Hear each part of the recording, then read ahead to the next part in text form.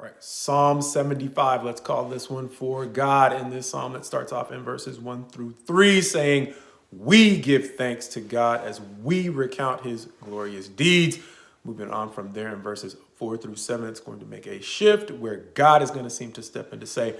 I, at the appointed time or the time I appoint, judge with equity, because ultimately I give stability, as he is going to go on to say to the boastful, don't boast, and to the wicked, don't lift up. For God, that's the title, judges, putting down one and lifting up another. As in verse 8, he is going to go on to say, for his hand, or in his hand, there is a cup with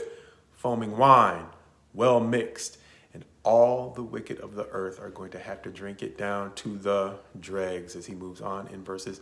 9 and 10 to actually shift back to the psalmist, it would seem, who will say, but I will declare it forever, sing praises to God. I will cut off the horns of the wicked, which seems like it might still be the psalmist saying that, as he's going to go into the passive voice to say, but the horns of the righteous shall be lifted up. Going back to that point earlier in the psalm where it says God is the one who takes down or tears down and lifts up. And so it could be the psalmist once again simply saying that God is the one who tears down and lifts up. But it could also bring us another example of reciprocity, where we see the relationship between man and God, where God, needing no help from us whatsoever, still has assigned a role for us, understanding that he doesn't need us to tear down the wicked, but he has likewise not called us to passively sit by in the presence of wrongdoing, understanding that in the epistle to the Ephesians, Paul is literally going to say, take no part in the works of darkness, but rather expose them, helping us to understand that it's not simply our job to hope God does something in a situation where he has called us to act. And that is sometimes easier to say than it is to do, which is one of the reasons why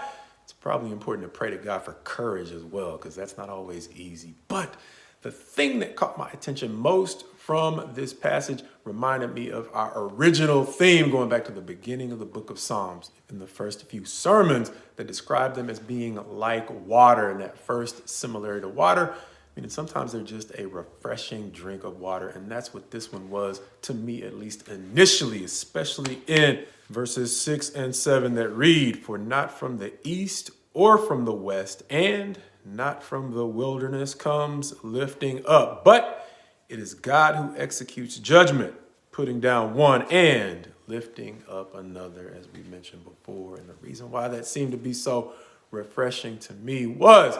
as much pressure as there can be to produce or try to do work that's just decent, I can sometimes feel pressure to take on the added burden of trying to make that work successful. And this verse reminded me that ultimately the bringing down and the lifting up comes from God. And so the only thing I need to focus on at the beginning is what Jesus simply said, which is seek first the kingdom of God. And sometimes that means just do your best and let God worry about the lifting up of whatever it is that you produce. And so in this era of content creators, hopefully that can be a reminder that actually provides you some relief as well, whether you create content or whatever it is that you're doing, that you have ambitions to make successful. God willing, you can remember, as we said, the simple commandments that sometimes can seem like a burden, but are really designed just to give you some relief. And as we sometimes say, peace of mind, as the word actually describes, the peace that surpasses understanding. And even though we never want to be negligent about the business side of what we are doing,